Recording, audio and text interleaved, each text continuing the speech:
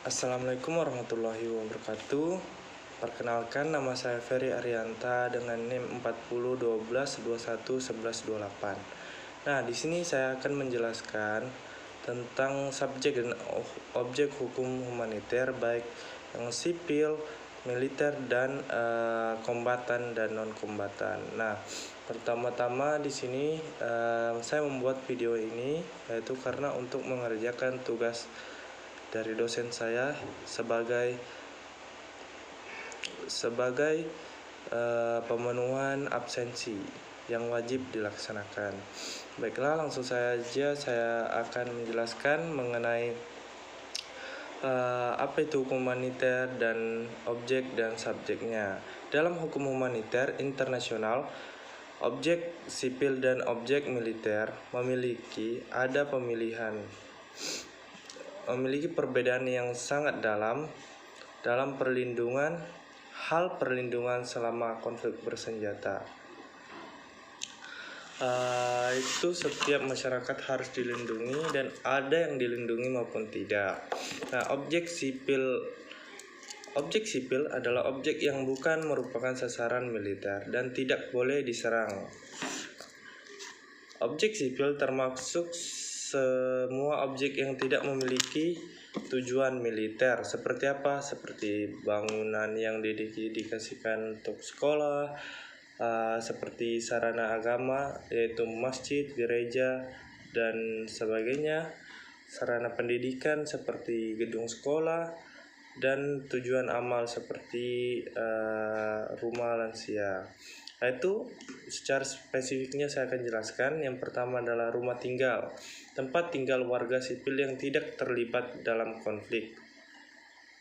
Rumah-rumah warga yang tidak terlibat konflik. Yang kedua adalah sekolah. Nah, institusi pendidikan tidak boleh digunakan untuk tujuan militer dan tidak boleh diserang oleh militer pada saat berperang.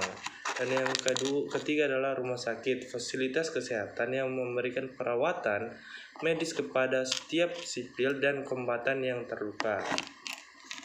Dan yang keempat yang saya tadi jelaskan yaitu tempat ibadah. Tempat ibadah apa saja? Seluruh umat yang beragama, contohnya gereja, masjid, kuil, dan tempat ibadah lainnya yang digunakan untuk apa? Untuk kegiatan beribadah. Nah, setelah subjeknya, di sini saya akan menjelaskan tentang objek militer.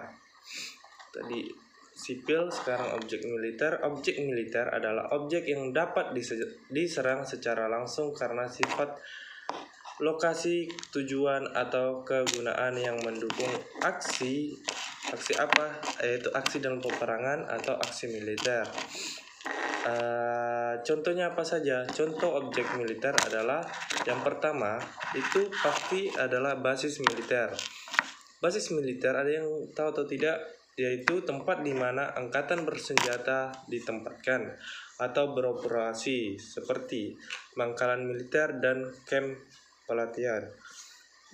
Yang kedua adalah kendaraan tempur. Kendaraan tempur militer adalah suatu kendaraan yang digunakan pada saat perang, seperti tank, pesawat tempur, dan kapal perang.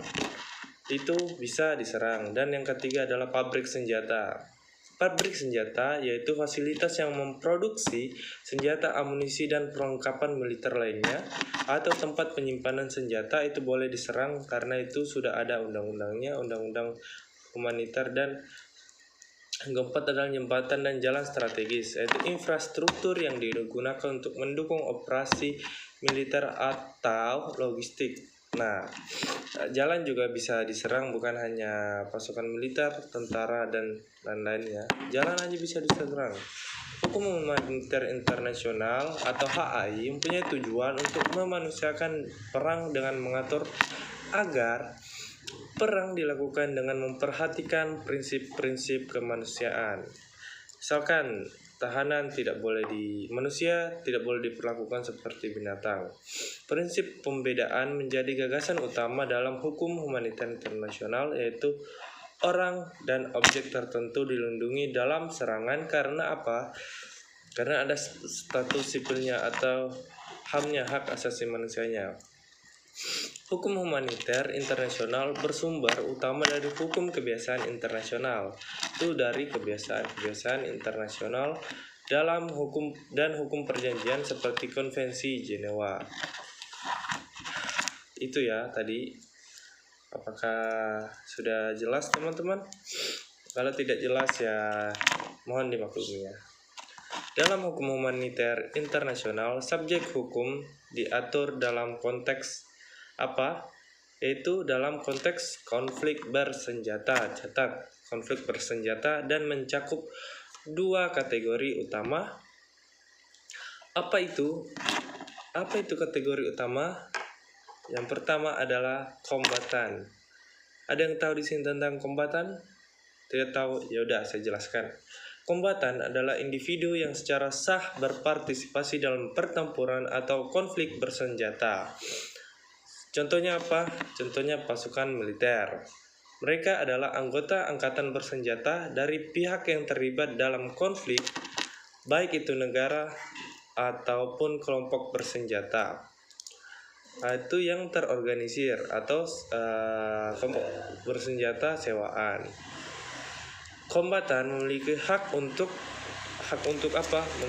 Menggunakan kekuatan dalam pertempuran. Dan dilindungi dari apa? Dan dilindungi dari tuntutan pidana oleh hukum domestik yang berlaku dalam batasan dan hukuman humaniter. Dalam batasan di hukum humaniter internasional selama tindakan mereka berada dalam kerangka hukum perang. Mereka tidak bisa dihukum dalam hukum nasional ya, karena itu kan dalam kondisi perang. Membunuh dan dibunuh itu adalah hal yang biasa dan dimaklumi. Karena ya tadi perang. Kedua adalah non-kombatan. Apa itu non-kombatan? Non-kombatan mencakup individu yang tidak terlibat langsung dalam permusuhan atau operasi militer, yang termasuk di dalamnya yaitu warga sipil, baik ibu-ibu, anak-anak, dan tenaga medis, dan anggota kelompok non-militer yang tidak berpartisipasi dalam pertempuran kombatan, yang harus dilindungi oleh hukum humaniter internasional. Tahu nggak teman-teman, yang medis dan yang menyiarkan itu seperti host yang meliput itu tidak boleh diserang dalam perperangan.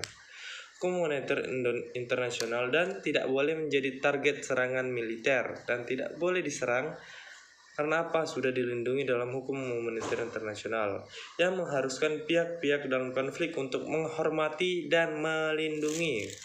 Garis bawahi menghormati dan melindungi. Itu non-kombatan dari efek langsung pertempuran, serta memastikan perlakuan manusiawi terhadap mereka yang tidak terlibat langsung dalam peperangan. Mungkin itu saja yang bisa saya jelaskan. Kurang dan lebihnya mohon dimaafkan. Kalau ada kata-kata yang tidak berkenan, mohon dimaafkan karena saya masih belajar. Dan